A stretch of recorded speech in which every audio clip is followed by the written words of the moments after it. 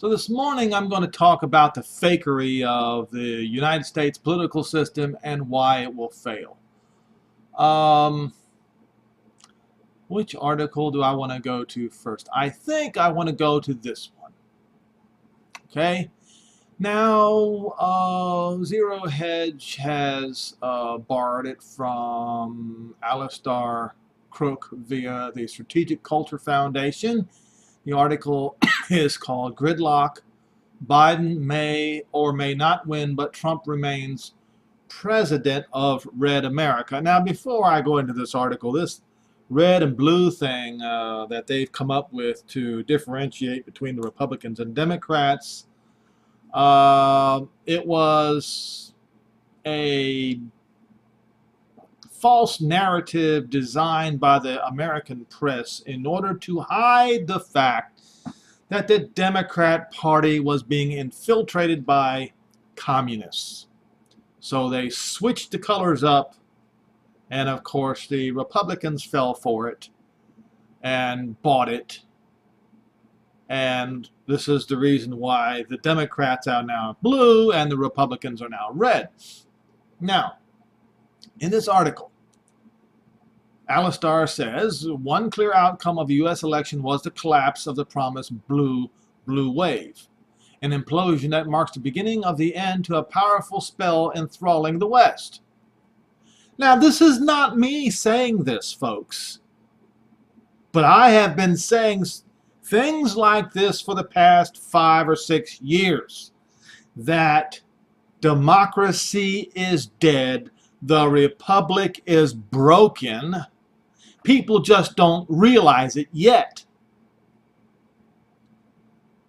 And I'm going to go into why it is broken, the fakery of it all, and we have seen more fakery out in the open, brazen fakery in fake ballots and all this other sort of thing, more than any other time in American history. And so, what Alistair is pointing out is, well, I'll continue reading and you'll see what he's pointing out. It was the delusion which Ron Chernow, the acclaimed U.S. presidential historian, gave credence as he contemptuously dismissed America's topsy-turvy movement as purely ephemeral and a surreal interlude into American life. No longer can it be said that there is one normal win or lose the White House. Red Trumpism remains as president for half of America. One of the things I used to say was America will be balkanized. All of Europe will be balkanized, will be broken up, smashed to pieces, because they are the descendants of those who smashed into pieces the Holy Land.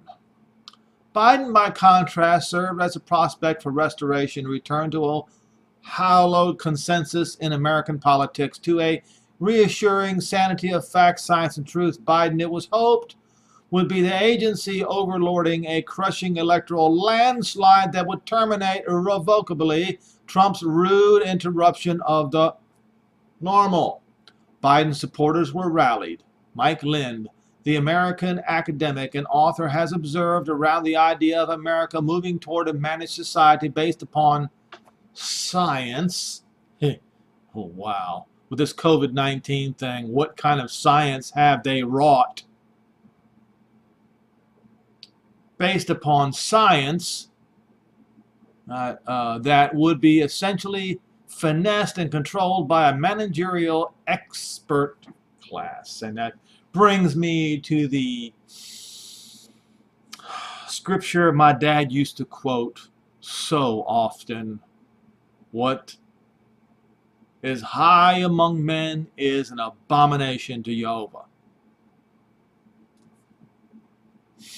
Over time, Lynn suggests American society would begin to depart more and more easily from its Republican roots through a process already underway via attempts to alter the constitutional order and other rules to bring in about a change in the way America is governed. The notion, however, of what America is idea now constitutes has fractured into two tectonic plates, moving apart in very different directions and likely to move even further apart as each plate remains convinced that it won and the sweetness of victory has been stolen. The fracturing of the one normal, by contrast, provides some kind of respite to much of the globe. When the cat's away, the mice will play, you see. And as I pointed out in my last video, Seth Frantzman of the Jerusalem Post insinuated that certain nations would take advantage of the situation here in the United States of America. Why did I say Rome anyway? I'll show it to you.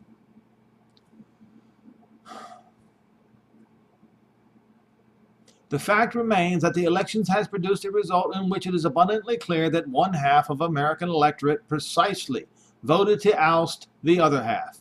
It is gridlock, with the Supreme Court and Senate in the hands of one party and the House of Representatives and the White House possibly in the hands of the other, as Glenn Greenwald warns. No matter what the final result is, there will be substantial doubts about the legitimacy by one side or the other, perhaps both, and no deranged conspiracy thinking is required for that.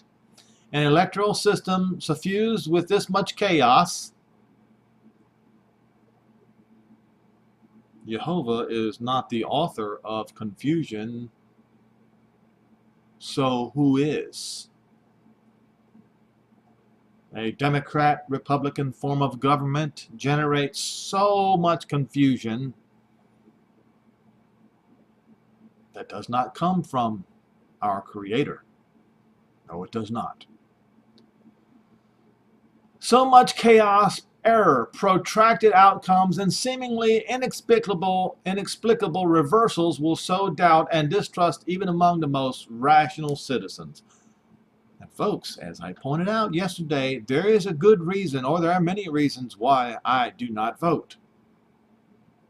And this just points out one more. Though the math and maps suggest Biden will likely reach 270 electoral votes, the old saying is, it ain't over till it's over, holds true. The electoral vote scenarios is the key. In the key swing states would only apply if there is no litigation, fraud, or theft. And boy, have we found out there was so much fraud and theft. However, all three are in play. If you are stuffing the ballot box, which they have been doing, you first wait to see what the regular vote is so that you know how many votes you need, mathematical anomalies aside, to push your candidate over the top. This has been brazen. This has not been done in secret, folks. Especially in the swing states. You know this. We all know what's going on. I'm not going to participate in this fraud. Trump somewhatly rashly gave out the GOP vote calculations at 2:30 on Wednesday, and hey presto, loads of that. See, he let them know how much to stuff the ballot box with. He calls himself a very smart man, a man with extremely high IQ, yet he let them have ammunition to stuff the ballot boxes. Loads of absentee ballots suddenly arrived at certain polling stations at around 4 o'clock. 1.5 hours later. That seemed to have happened in Wisconsin, where over 100,000 Biden votes appeared seemingly out of nowhere on a flash drive delivered by hand from a Democratic district. That put Biden ahead in Wisconsin, but litigation is in process. Likewise, it appears that a huge absentee ballot dump appeared in Michigan that heavily favored Biden. This is just the beginning of a new and more uncertain phase which could go on for weeks. It may be that ultimately Congress will have to certify and make the final determination in late January, which, of course, folks, as I said in yesterday's video, I suspect, although I don't know this, so just take what I'm saying at the next sentence as a grain of salt. I expect that the House of Representatives will appoint Nancy Pelosi as president.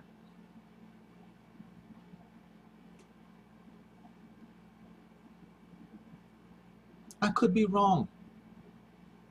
But either way, folks, this is a hot mess. You know it. I know it. It was bound to happen sooner or later. Even more so as technology advanced, you knew this was going to get worse, much worse, and much more brazen. Of course you did. There are some things we know with much higher certainty. Oh, yes, meanwhile, there are some things we know with much higher certainty. The Republican majority in the Senate may hold until the 2024 election. Even if Biden wins, his agenda will not hold through 2024. The president may emerge, but will not be, as it were, a settled one. He or she cannot make claim to the will of a majority. Whomsoever certified by Congress cannot truthfully say they will represent the nation. Consensus is fractured, and it is difficult to see any leadership that can bring Americans together as a united people. Meanwhile, the nations in the Middle East and in the Far East are watching. Europe is watching. America's policeman is laying down on the ground, injured and sick.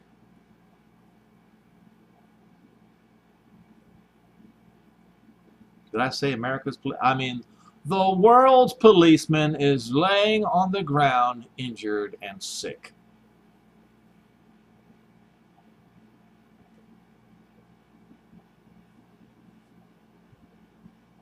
Do you think that the nations around the world are going to stand around and watch?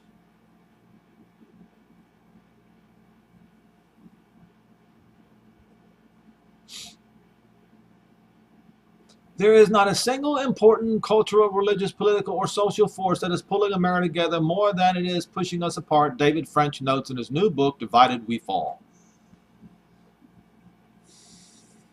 America's secession threat and how to restore our nation, French, an anti-Trump conservative, argues that America's divisions are so great and the political system is so poorly designed to handle them that secession may eventually be the result. If we keep pushing people and pushing people and pushing people, you cannot assume that they won't break, he writes. A 2018 poll found that nearly a quarter of each party, Democrat and Republican, characterized the opposing party as evil. An ideological split and the, I don't know what that word is, contested America as idea has huge geopolitical implications reaching well beyond America itself. That's right. It's not just me who's saying this. The implication reaches way beyond America itself. America is sick and dying, folks. The world's policeman is sick and dying.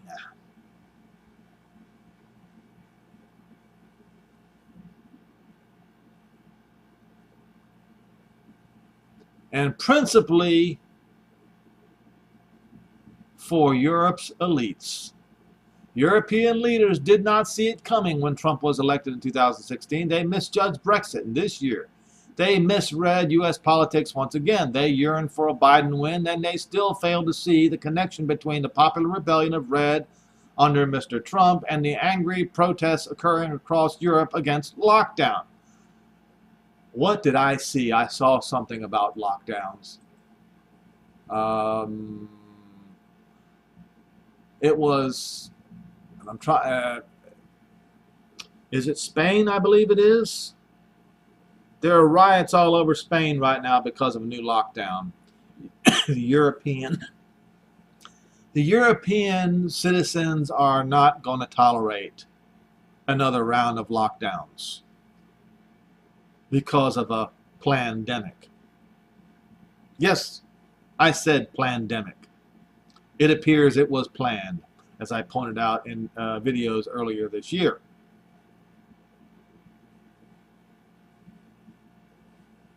Were American universities. The agency that Anthony Fauci is a part of, or head of, and also the CDC. Universities around America were involved in the production, the willful production of viruses like this. It's called gain-of-function research. I have talked about it over and over again in these videos. You can look up gain-of-function research for yourself. Plandemic. It was all planned. And of course, you see, with the internet and modern technology, the people, they catch on to this stuff faster than they used to. Now, there may be only one way to solve that, for the governments to solve that problem, and that is to create another manufactured crisis. I'm not saying a manufactured crisis will come. I'm continue to suggest that while you are seeing all of this chaos and confusion going on around the United States, instead of keeping your eyes toward Washington, D.C., you should keep your eyes toward Mount Zion. That's what I'm saying. But I'll continue. An ideological split, and I think, and the concomitantly contested America as idea, as huge as geopolitical implications, reach well beyond America itself, and principally for the European elites. Okay, I read this. Yeah, so now we got angry protests going on in Europe against this next second lockdown. Separating tectonic plates more strategically usually signal a kind of dualism that betokens civil conflict. In other words, their separation and moving apart turns into an ideological struggle for the nature of society and its institutional fabric. Historian and former War College professor Mike Vlahos warns, echoing Lynn, that there is here more of a hidden and thus a sense occult struggle by which over time societies begin to depart more and more easily from their roots. The Western dominant elites presently are seeking to cement their hold over society, moving towards a managed society. Yes, what was that? I can't remember what, I'll think of it later. Yeah, this is what they call globalism, New World Order, and all this other thing. It's managed society, to have full control over the direction of society, and of course a framework of rule that protects their wealth, the wealth of the oligarchs, you see. Let's be honest. Folks, can we be honest for a minute here?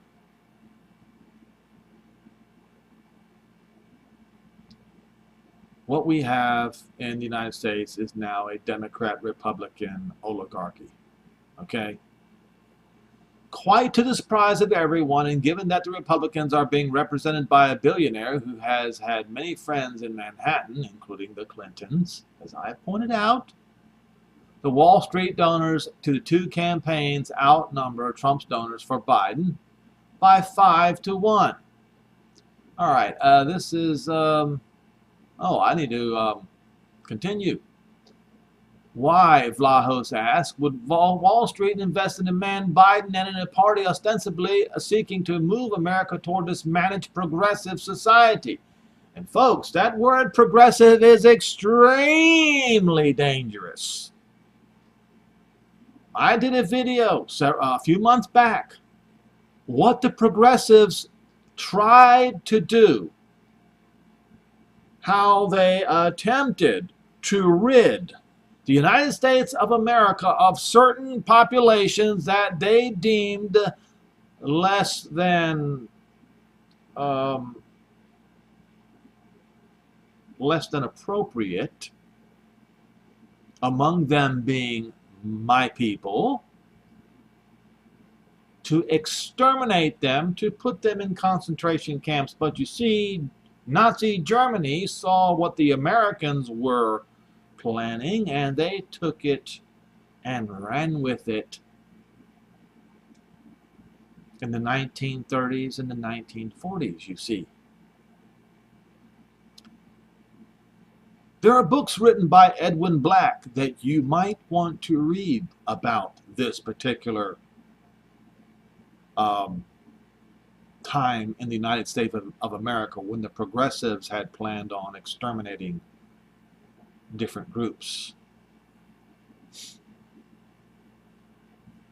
A managed progressive society. It is because they are convinced of a need to radically restructure the world's economy and geopolitical relations.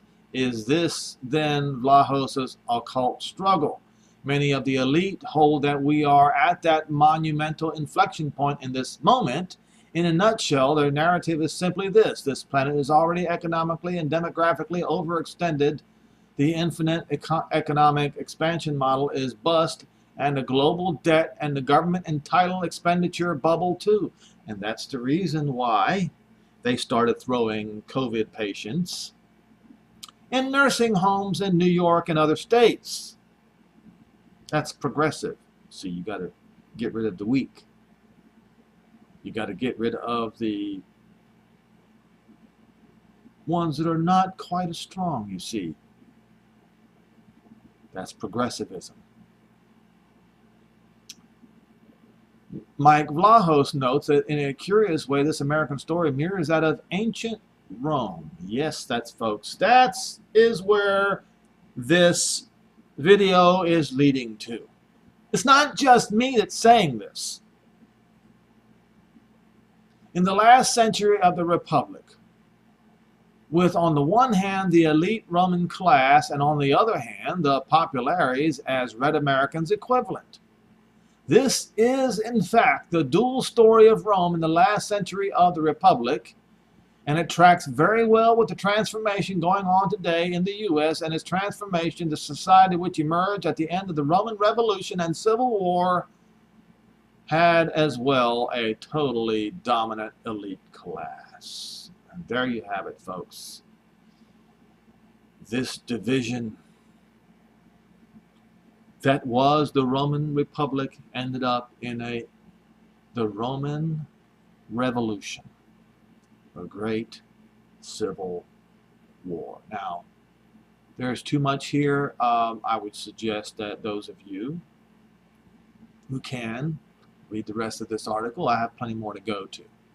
So we're going to go to the Roman Republic, which the United States government is patterned after. The Romans established a form of government, a republic, that was copied by countries for centuries. In fact, the government of the United States is based partly on Rome's model, and of course the other part is based upon the Greek model, as I said in the last video. It's a Greco-Roman government. It all began when the Romans overthrew their Etruscan conquerors in 509 BCE. Centered north of Rome, the Etruscans had ruled over the Romans for hundreds of years. Once free, the Romans established a republic. The United States of America is a republic. The pledge, United States of, and to the republic for which it stands, you see. A government in which citizens elected representatives to rule on their behalf, just like the United States, or the United States just like Rome. A republic is quite different from a democracy. Well, as you just learned, the United States is a republic because a republic elects representatives to rule on their behalf. You see? See, democracy is in which every citizen is expected to play an active role in governing the state. The representative republic is a republic. So the United States government is a representative republic. Now you have this here, the Roman concept of citizen evolved during the Roman Republic and changed significantly during the Roman Empire, and so did it with the United States of America.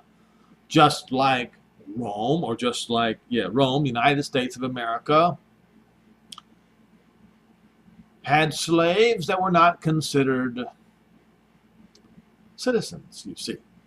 But that changed. Citizens of Rome distinguished themselves from slaves and other non-citizens by wearing a toga. Most wore a white toga during the empire. Each emperor wore a purple toga to distinguish himself as the first citizen.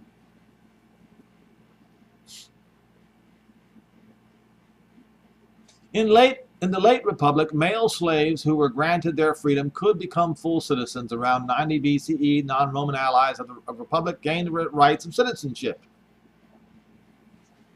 And by 212 CE, under the Edict of Caracalla, all free people of the Roman Empire could become citizens, just like today in the United States of America. The aristocracy, wealthy class, dominated the early Roman Republic. In Roman society, the aristocrats were known as patricians. The highest positions in the government were held by two consuls, or leaders who ruled the Roman Republic. A senate composed of patricians elected these consuls. At this time, however, low-class citizens or plebes had virtually no say in the government. Both men and women were citizens in the Roman Republic, but only men could vote. All right, folks, you should be able to see by now that the American electoral system is patterned exactly after the Roman and Greek forms of governments. So, if the shoe fits, wear it. If it walks like a duck and quacks like a duck, guess what, folks? It's a duck. So not only is Rome, where Satan's seat is at the Vatican right now, not only is that land of Italy Rome, so are all of the other European nations, including the United Kingdom and even the United States of America. And it appears that the United States of America is going to suffer a paradox.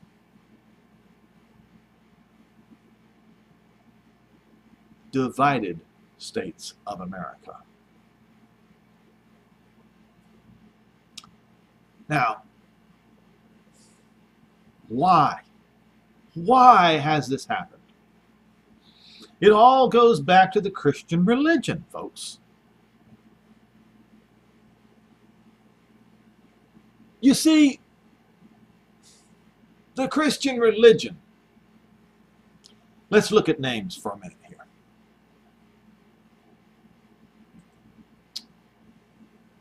You notice a few of these names that we're looking at here? Have a look. Aaron, Abigail, Abbott, Abby, Abe, Abel. And it goes on and on. These names are common names, the common names among not just Americans, but people all over the European world. These are common names. Even in the African world, these are common names. But these are all Hebrew names. Okay? And they are all accepted names. The name Adam is an accepted name among English-speaking peoples, among Europeans, Africans. Ada. Ada is the name of my aunt. It is a Hebrew name. And in English, it means prosperous and happy. In African, it means first daughter. These are names that were incorporated into nations, many nations around the world. But there is one name that has been refused and rejected. One Hebrew name. You know what that name is? That name is Yehovah.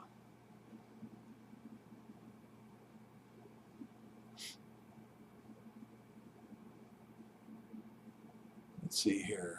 I don't think I need this anymore. I don't think I need this anymore either. The name is Yehovah. They don't want to use Yehovah as a name. Instead, as I pointed out, they replaced it with the name of that belongs to Godin or Woden of the Norsemen. So King James Dictionary says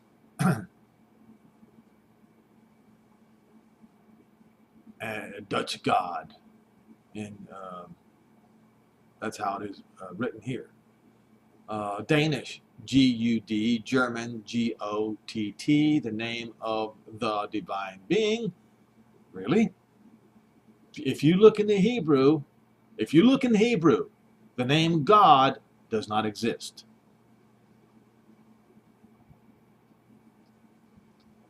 It is a rendering. It is a rendering, not a translation, folks.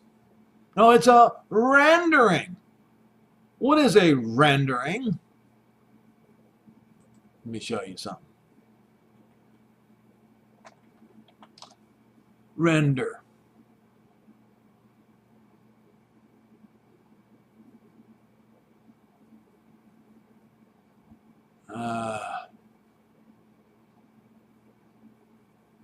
What does it mean to render something? Render is a synonym for make. Technically, it means to cause to become. But Jehovah's name cannot be changed, you see. An illness might render you unable to walk. Why? That's a negative right there. Or a shocking sight might render you speechless. That's also a negative. Another basic meaning of the verb render is to give, present, or perform something. You could render assistance to somebody in need, for example. But that's not the kind of usage.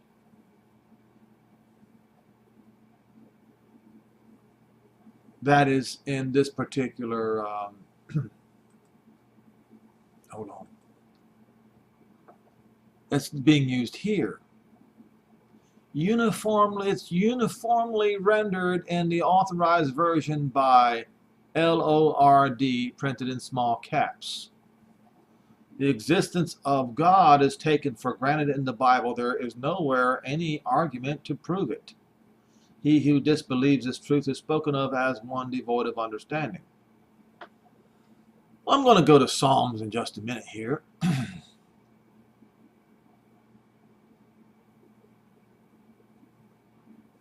Somewhere in here. Oh, here we go. It all talks about attributes are set forth in the order by Moses, right here. And it says, as they say, God's attributes are spoken of by some as absolute, such as belong to his essence as not Jehovah, Yehovah. Now, spoken by some as absolute. Well, it's spoken of in the scripture as absolute, which means his name is absolute. There can be, therefore, no rendering of his name if it's absolute, you see.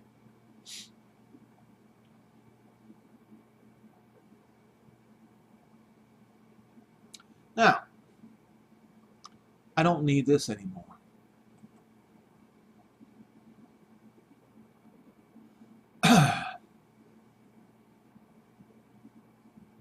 Elohim from Eloha, or Eloah, I should say. So all they have done is to try to, as I pointed out in last week's video, deity comes from Deus, which comes from Zeus. None of these names can be attributed to Elohim. You can't do it. Elohim is the greatest, and I will show some research that I have done here. All right.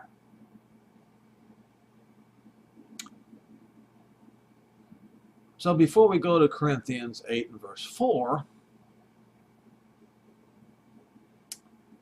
we'll go to Deuteronomy 4 verse 35, Strong's Concordance. Unto you, or it is showed, that you might know that, does it say the Lord here? No, it does not. It says Yehovah Elohim.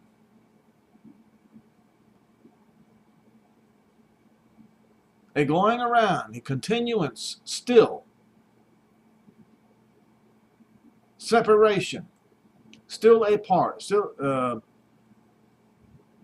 okay, the word alone. So Yehovah alone, and that's the reason why at this point King James correctly says there is none else beside him.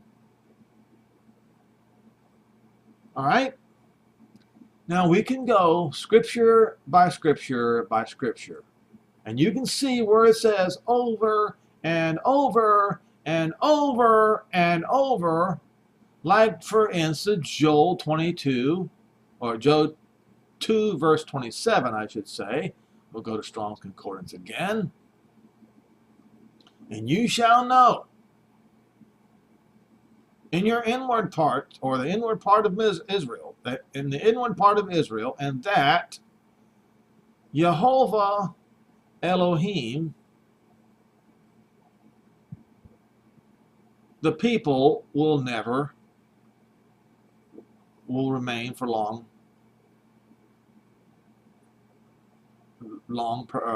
futurity, will not be ashamed. Okay. These are all essentially saying the same thing. There is nobody else except him.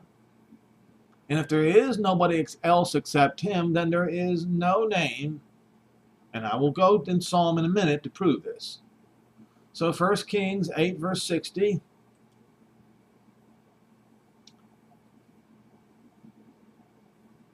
Strong's Concordance. Now it says, so that the people of the earth may know that Yehovah Elohim, and there is no other.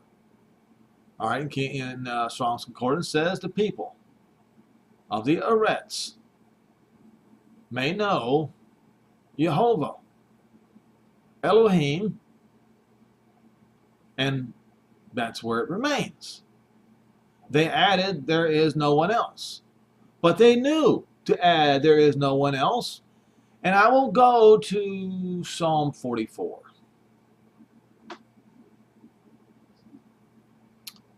Very, very interesting passage. This is David's call to Yehovah to redeem Israel. To the chief musician for the sons of Korah, Machil, we have heard with our ears, Elohim, our fathers have told us what work you did back then, in the days of old, how you drove out the Gentiles, the Goy, with your hand, and planted the people of Israel, how you did afflict the Gentiles and cast them out. Israel did not get their land in possession by their own sword, neither by their own arm were they saved, but by your right hand and your right arm and the light of your countenance, because you had favor unto them. You are my King Elohim. Command deliverances for Jacob. He's requesting deliverances for Jacob. We will gore our enemies through your name. Uh-oh. You know, folks, I need you to remember this as we are going down through Psalm 44. Remember, His name is not God. And on your currency is written, in God we trust, not in Jehovah we trust. And the currency that you are now holding in your wallet is absolutely worthless, because the United States of America is tens of trillion dollars in deficits.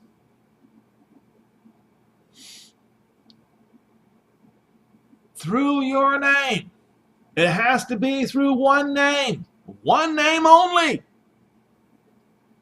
There's a reason why this nation is collapsing. And it is written here in this song. Tells us what happens when you forget his name. In your name we will tread them that rise up against us. And he's speaking for Israel's sake. I will not trust in my bow, weapons of war, neither shall my sword save me. But you have saved us from our enemies, and you have put to shame those that hated us. Not in God, in Elohim we boast all the day long, and praise your name forever. What is his name? His name is Yehovah Elohim.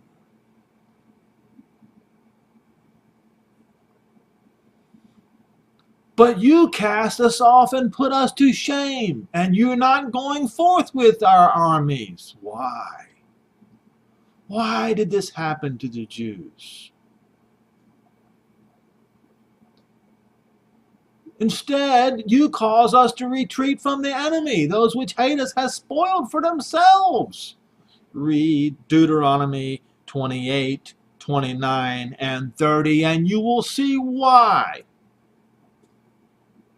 You have given us like sheep appointed for slaughter, and has cast us among the Gentiles. You sold our people for nothing, and you did not increase your wealth by their price. You sold you made us a reproach to our neighbors, a scorn and a derision to them that are round about us. You made us a byword among the Gentiles, a shaking ahead among the people. Our confusion is continually before me, and the shame of my face has covered me. This is the exact kind of language that Daniel pointed out in Daniel 9. But that time is coming to an end. And it comes to an end when the Gentiles are facing this same situation. Because what did the Gentiles do? When, as Paul put it in Romans 11, what did the Gentiles do when they were given dominion? They rejected the name of Yehovah Elohim. And they replaced it with other names, like Deus, like God. For the voice of him that reproaches and blasphemes by reason of the enemy and avenger. All this has come upon us. Now this is where King James perverted, and I have to point this out. Now King James says, all this has come upon us, yet we have not forgotten you. Neither have we dealt falsely in your covenant. That is absolutely false. That is not what David said. And if you read the book of Daniel, in Daniel 9, Daniel is reading almost word for word that is coming from this psalm. You want to read it? I'll show it to you.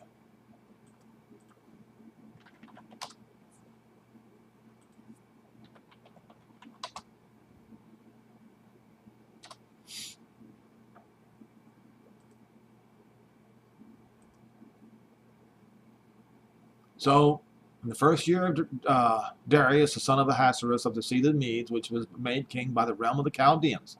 In the first year of his reign, I, Daniel, understood by the books the number of the years whereof the word of Jehovah, not the Lord, came to Jeremiah the prophet, that he would accomplish 70 years in the desolation of Jerusalem. I prayed unto Jehovah Elohim, and made my confession, and I said, Adonai, the great and dreadful Elohim, or El, keeping the covenant and mercy to them that love him, and to them that keep his commandments. We have sinned and have committed iniquity and have done wickedly and have rebelled even by departing from your precepts and from your judgments. Neither did we listen to your servants, the prophets, who spoke in your name to our kings, our princes, our forefathers, and all the people of the Eretz. Adonai, righteousness belongs to you, but unto us confusion of face. You see, this is the exact language that David was using here.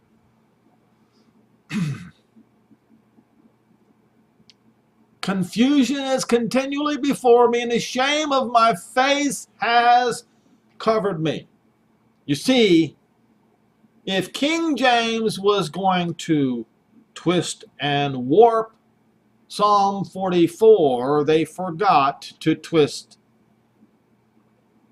the words of Daniel 9. But you see, Daniel 9 has exposed the lie that the translators did to Psalm 44. So now we're going to continue in the vein of Daniel 9 and read this correctly.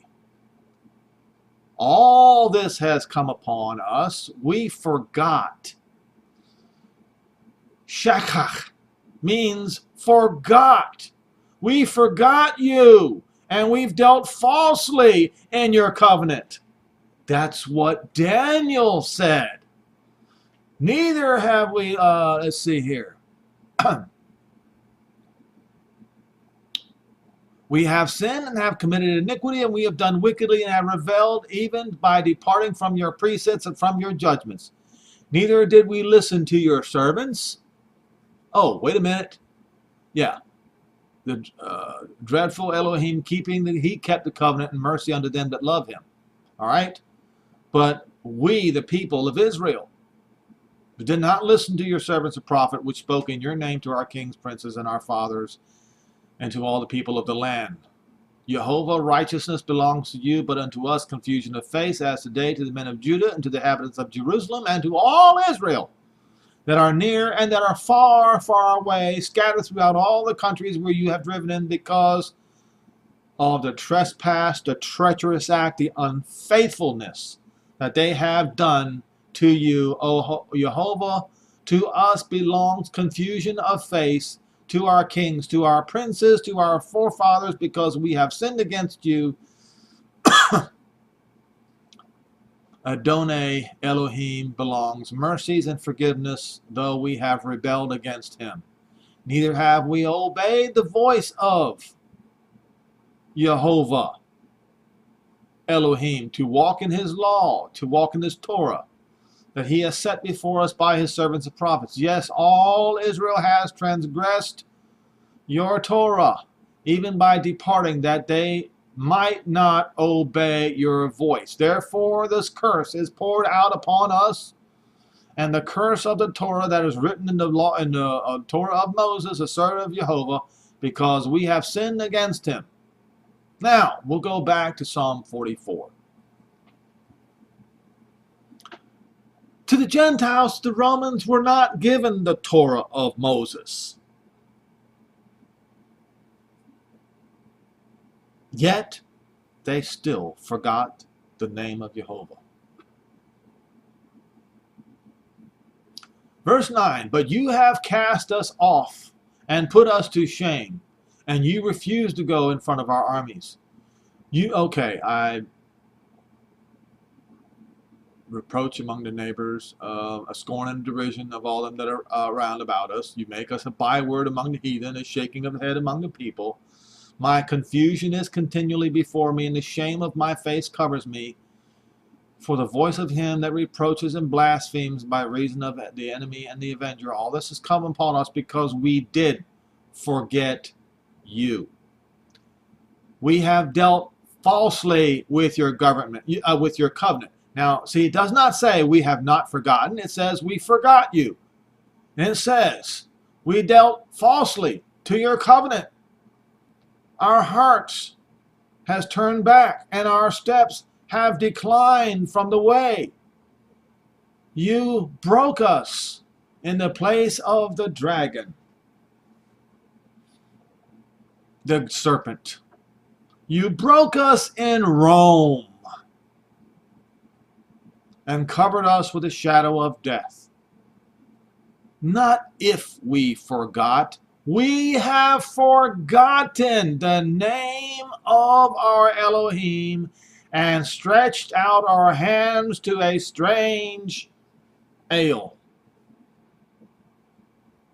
Shall not Elohim find this out? He knows the secrets of the heart. And because of this, we are killed. We are slain all day long and is counted a sheep for the slaughter. Because you forgot the name of Yehovah. This is what happened to Israel. This is what happened to the Jews. Now, do you Gentiles, and I point out that you Gentiles, you have incorporated Hebrew names and Hebrew words in your various language, all the way from Europe to Africa. Why then is the name of Yehovah Elohim so obnoxious to you? Now, we just learned here in Jeremiah 44, this is the reason why these terrible things happened to the Jews and to Israel, because they forgot the name of Yehovah Elohim. Now, Paul says in Romans 11,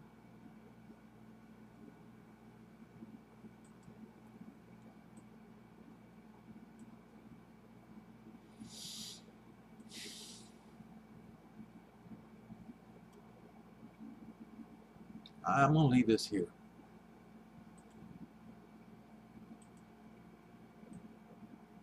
Paul says some things in Romans 11 that you Gentiles are not any better. You're not going to fare any better than Israel did. You're not going to fare any better than the Jews did if you turn away from the truth. If you render, compromise, and blaspheme his name by rejecting it and replacing it with another name.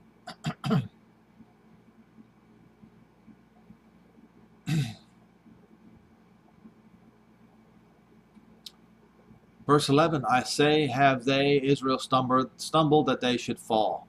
Yehovah forbid. But because of their fall, which is obviously temporary, salvation is come to the Gentiles, for to provoke them to jealousy. Now, if the fall of them be the riches of the Gentile world, and the diminishing of Israel be the riches of the Gentiles, how much more their fullness? So one day there's going to become the fullness of Israel. Well, the fullness of the Gentiles has already happened, folks. And now it is time for the Gentiles' decline and for Israel, for Zion to rise up. I speak to you Gentiles, as I am the apostle of the Gentiles. I magnify my office, if by any means I may provoke to emulation them which are of my flesh of Israel, that might save some of them of his day, because in his day they were rejected for rejecting Yehoshua, not rejecting Jesus, but rejecting Yehoshua, just as you Romans have rejected Yehoshua. You've rejected his name because you rejected the Father, whose name is Yehovah. You forgot his name. You've ridiculed it. You've besmirched his name. For if the casting away of them be the reconciling of the world, what shall the receiving of them be but life from the dead?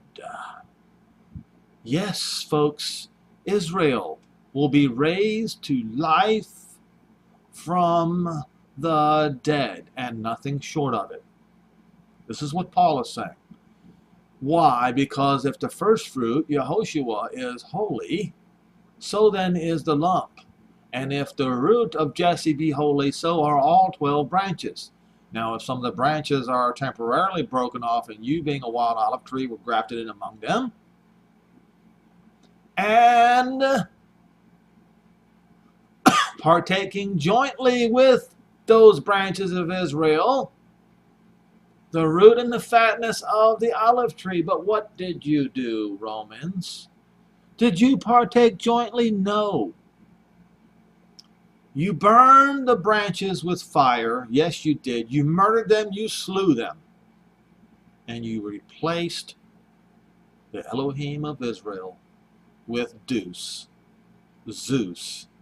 the devil. That's what you did. That's what you did. And since the word God is associated with the word Zeus, Gott, Gut, all of them, the sky fallen idol, the English people have done the same thing. It says, boast not against the branches. How often have the Gentiles boasted against the branches? Letting Israel know that we, the Roman, we are greater than you, and you must bow your head down to us, you see. This is what the Romans have done, even to this day. President Donald J. Trump told the Jews in Israel that they may not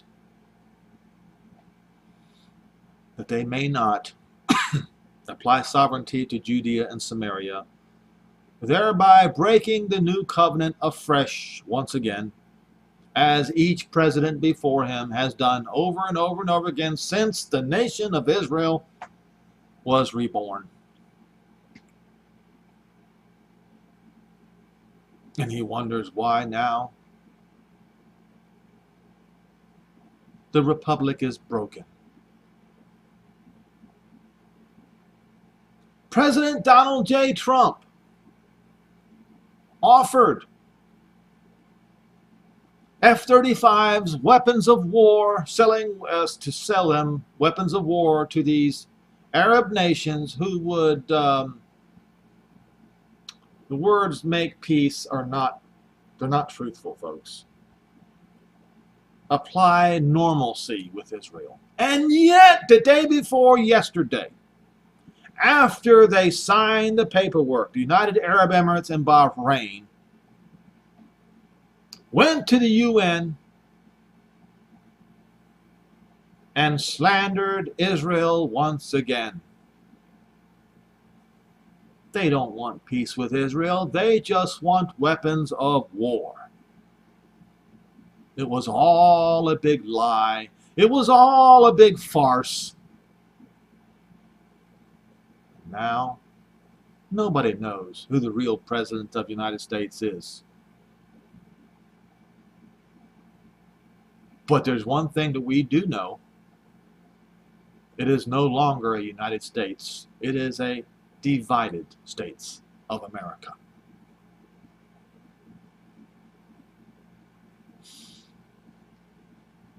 During the last debate, you can look it up, Google it. There was an argument going on between President Donald Trump and Joe Biden. Joe Biden said that there was going to be a period of darkness in America.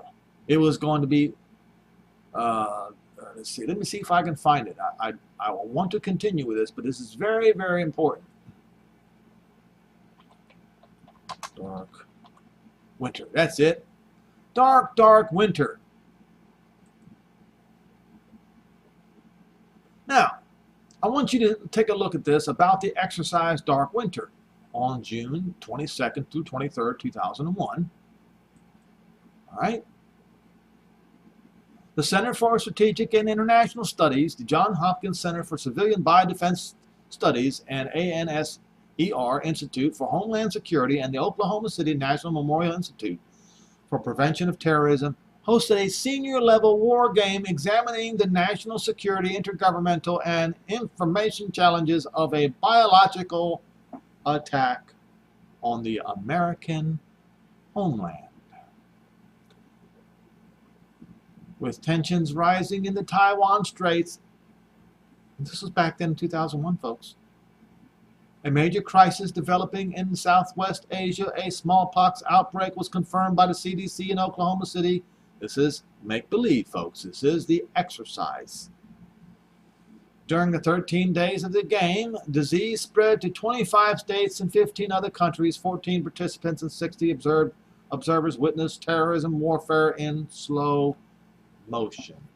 This is Exercise Dark Winter. Now we're going to go and look and see what Joe Biden says. This was on the debate on October the 22nd. Biden warns of dark winter in America. Joe Biden warned at Thursday night's presidential debate that the U.S. was about to go into a dark winter, echoing the concern of public health experts who caution about increased daily COVID-19 case counts converging with the annual flu season. We are about to go into a dark winter, Biden said.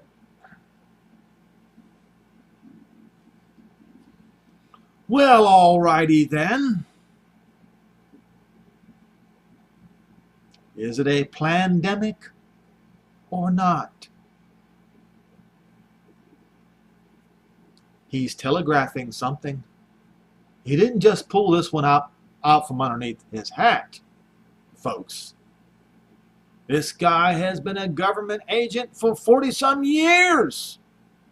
So when he says dark winter, it's a threat. Now we go back to, where was I? Oh, Romans 11.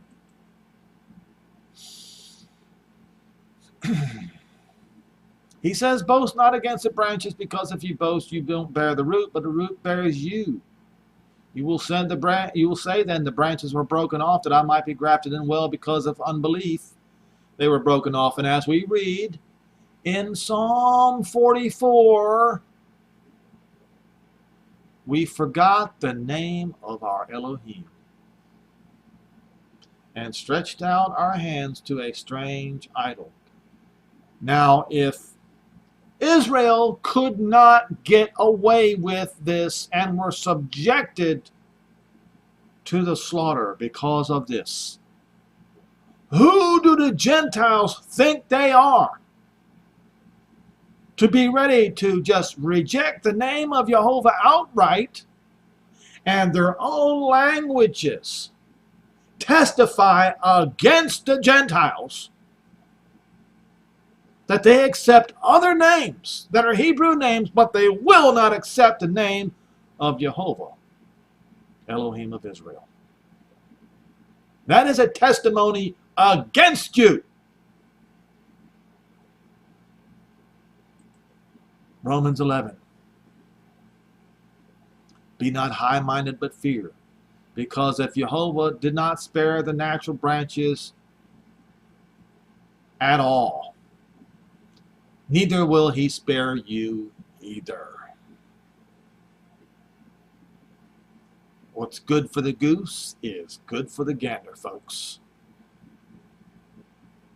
And what we are about to witness, folks, is a dark, dark winter. What the United States of America, I should say. I'm not going to put myself in this because my allegiance is with the King of Israel. Israel's people are my people. They are me, and I am them. Wherever they go, I will go. You will say, why aren't you there in Israel yet? My answer is, when Yehoshua, Moshiach, son of David, takes his throne, while you Romans are calling him the Antichrist, I will leave here. And I will take my place under his rule of Torah. Because his people are my people. His Elohim is my Elohim. His name is Yehovah. Yehovah is so concerned about his name, he named his own son after him. Yehoshua means Jehovah's salvation. Be not high-minded but fear, because if Jehovah spared not the natural branches at all, it ain't perhaps. He's not going to spare you either. Look at the goodness and the severity of Jehovah on them which fell severity, but toward you goodness, if you continue in his goodness. Otherwise you shall also be cut off. You'll be cut down and thrown in the fire. And they, not if, it says they before. You see that word? Ianme means before they abide in unbelief. In other words, how do I say this? Before, it's actually before they abide in belief. It says, and they also, before they abide not still in unbelief. That's a double negative. So you turn this into a positive, and you say, before they abide in belief, they will be grafted in. Why? Because they must be grafted into their own land first, brought back, saved from their enemy, you the Roman who has rejected Yehovah Elohim of Israel. And seeing that they were saved for Abraham, Isaac, and Jacob's sake, as it is written right here, saved for Abraham, Isaac, and Jacob's sake, then they will believe.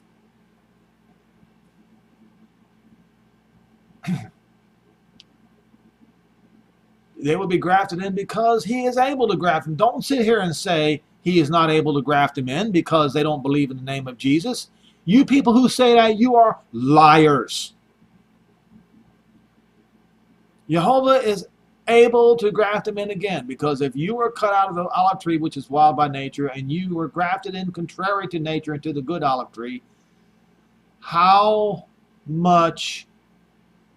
great, how much more shall these of Israel, the natural branches, be grafted into their own olive tree? They got a much better chance than you, Roman. I would not, brethren, that you should be ignorant of this mystery, lest you should be wise in your own conceits, that blindness in part has happened to Israel until the fullness of the Gentiles be come in, or as it says in it's either Matthew 24 or Luke 21 verse 25. It says, until the time of the Gentiles comes to an end. And so a portion of Israel shall, no. And so the majority of Israel shall be saved. No, that's not what it says. And let's try it again one more time. Third time is a charm, folks. Read with me, read together with me. And so, in this way, every Israelite shall be saved.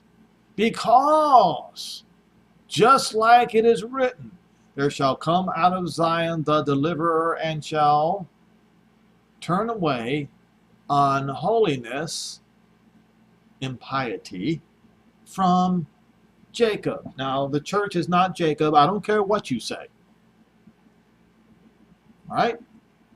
Because this is my covenant. What covenant? The one in Jeremiah 31, verses 31 through 34. The one in Hebrews 8, verses 8 through 12. Unto them, Israel, when I shall take away their sins. Guess what? He's going to take away their sins. Why? Why? Why? How? You see, folks, concerning the gospel, they might be enemies for the Roman sakes, but concerning the election, they are the beloved elect for the patriarchs' sakes. Abraham, Isaac, and Jacob, because the gifts and calling of Yehovah cannot be changed. That's the reason why.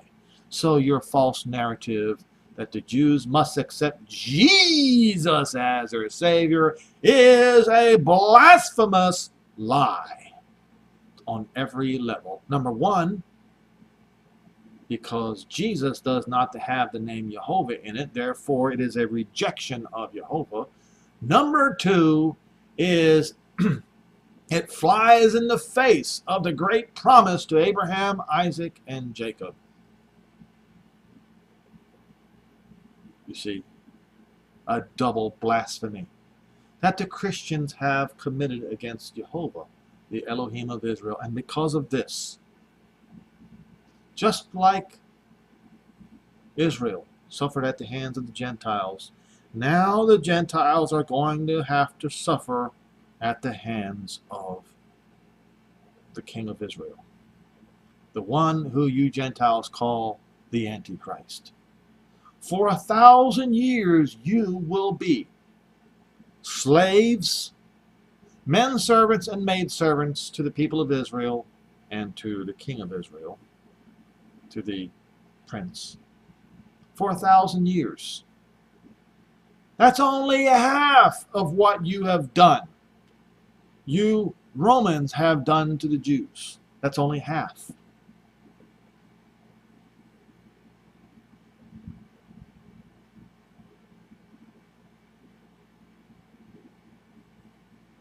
He's only going to punish you half of what you've done to the Jews.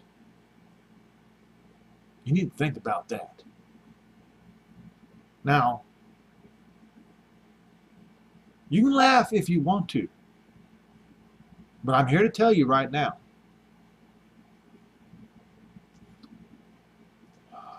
you Christians,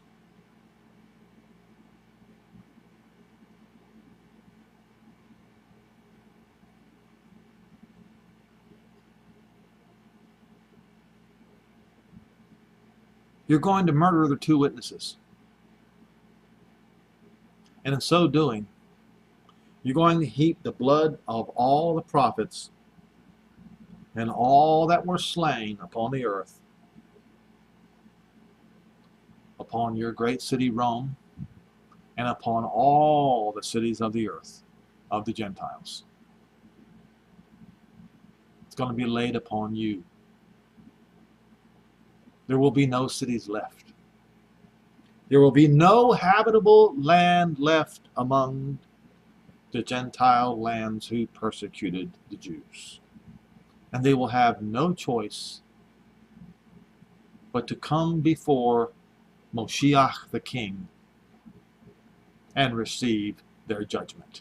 Oh, there will be some among them who were kind to the Jews. And to them, they will be grafted in. Come ye blessed of my Father, inherit the kingdom prepared for you from the foundation of the world, because I was hungry and you gave me meat. I believe this is in Matthew 25. I was thirsty and you gave me drink, naked and you clothed me. I was sick and you visited me. I was in prison and you came unto me. When did we see you in this state? And he says, because you did it to only one, just one, of the least of these my brethren, who are gathered in, as we see in Romans 11. All Israel will be saved, and they will be grafted back into their own place, in their own olive tree, which is the land of Israel.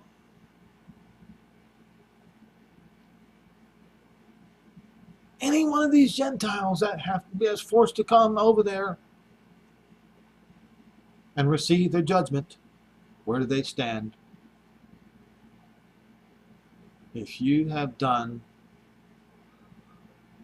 a kind thing, one of the things that were written, we'll go to Matthew 25, I believe it is, and then I think we'll be done here.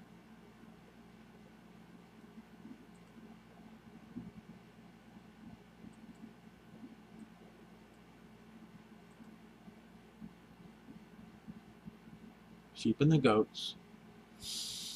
All right, it says right here, when the Son of Man, verse 31, shall come in his glory and all the holy angels with him, then shall he sit upon his throne of glory, and before him shall be gathered the Gentiles. All the Gentiles. Well, his kingdom will already be in existence, will already be in place. All of Israel will all be there in their place. So the next thing on the agenda is going to be to judge the Gentiles. There it is, right there, Gentiles. All right? And he will separate them one from another, as a shepherd does divide his sheep from the goats. And he shall set the sheep on his right hand and the goats on the left. And the king shall say unto them on his right hand, Come ye blessed of my Father, inherit the kingdom prepared for you from the foundation of the world. Because I was a hungered, and you gave me meat, and I was thirsty, and you gave me drink. I was a stranger, and you took me in. Naked, and you clothed me. I was sick, and you visited me. I was in prison, and you came unto me. Then shall the righteous answer him, saying, Master, when did we see you hungry, and fed you, or thirsty, and gave you drink? When did we see you a stranger, and took you in, or naked, and clothed you? Or when did we see you sick or in prison, and came unto you? And the king shall answer and say unto them, Verily I say unto you, inasmuch as you did it. Did to one, singular, just one single brother of the Moshiach, of the least in size and dignity of these my brethren, blood brothers, you have done it unto me. And then he shall say unto them of the left hand, Depart ye from me, you cursed, into age-long fire, prepared for the devil and his angels. For I was hungry, and you gave me no meat.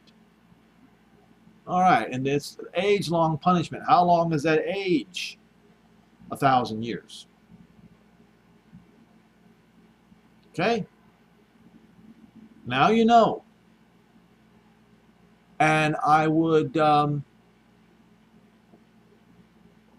these dark days that are coming, so says Joe Biden, if I were you, I would be preparing myself with physical things and spiritual things, because it's coming.